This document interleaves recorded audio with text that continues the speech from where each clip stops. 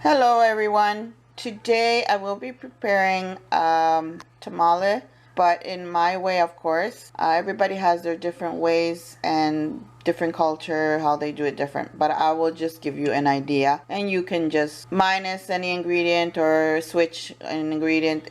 You are your own boss in your own kitchen, so you can do whichever way you want it. So here I have chicken, which I'm going to boil, and I have water, salt, and a pinch of cumin. I'm going to put 2 cloves of garlic and 1 string of green onion. Here I have some banana leaves, which are frozen. I keep them in my freezer. I'm going to take them out, wash them, and then cut them to the size I want. You can also, to make them soft to be foldable, you can put them on the stove and heat them up, the leaves, and once you see the color change into darker green, they are ready to use. Make sure you wash them properly because they are really dusty. I will make a video on this, but I will speed it up. That way the video doesn't get so long. I don't want it too long. There is also the corn husks here, but these ones you have to put them in very hot water or boiling water for 30 minutes to soak, so they're easy to manage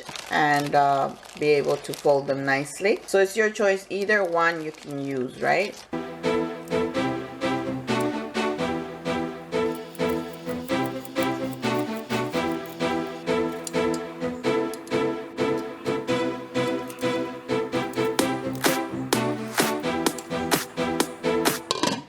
Alright, so I washed them all. I cut them in long pieces first and then start washing one by one. There is a soft side and there's a rough side. This is the rough side, which you can feel the bumps, and this is the soft, smooth side. So we're going to put the filling on the smooth side. And if you don't have enough leaves, usually you get these from the Asian stores, Chinese stores, in the frozen sections, and they have it in the big square bags. You can just cut them in half if you don't have enough leaves, and just use half of it and then fold it. I'm going to show you in fast speed. Then we can wrap it up and seal it with aluminum foil or wax paper or parchment paper, whichever one you decide to use. Okay, so let's start heating them up on the stove quickly to soften them up so we can use them and they will be more flexible.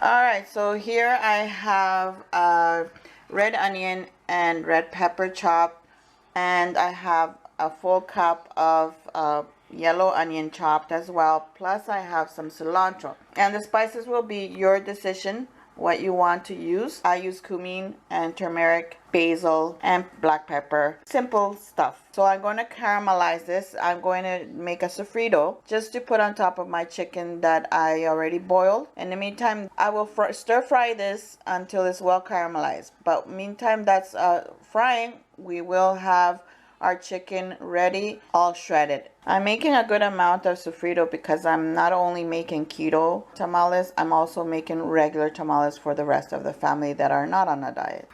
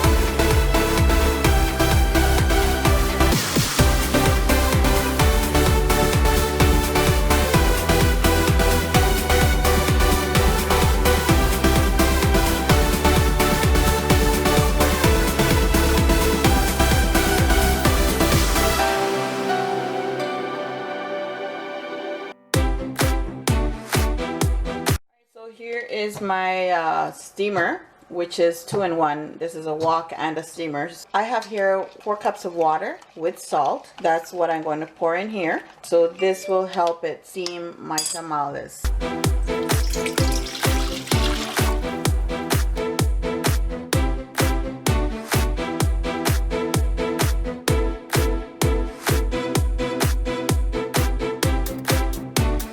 So I only got 6 out of the 2 cups of almond flour. They're not that huge. They're pretty, well, it's a good size for a meal. I guess 2 for a meal. So this will boil for 15 to 20 minutes since the almond is already cooked, right? So all we want it to do is just kind of steam a little. So about 15 minutes will do fine. A good boil, and that's it. It doesn't need to cook like 30 minutes or an hour because the almond flour is already cooked. Steam it for 15 minutes, boil it, actually boil it for 15 minutes, and then remove and let it cool.